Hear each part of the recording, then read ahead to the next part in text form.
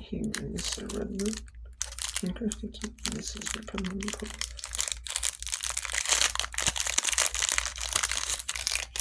Result.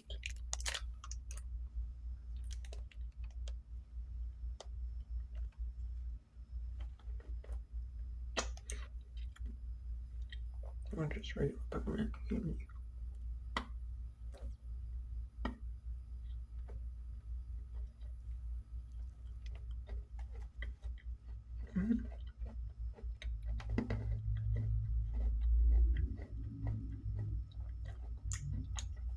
When it's gonna puff into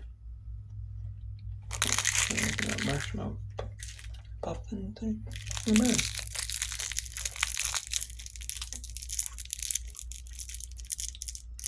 And then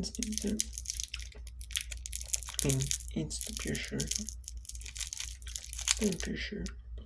As well as the marshmallow.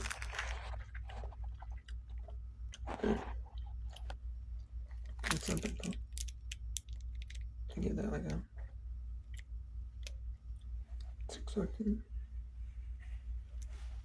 You know, it's kind of pretty sure it's decent.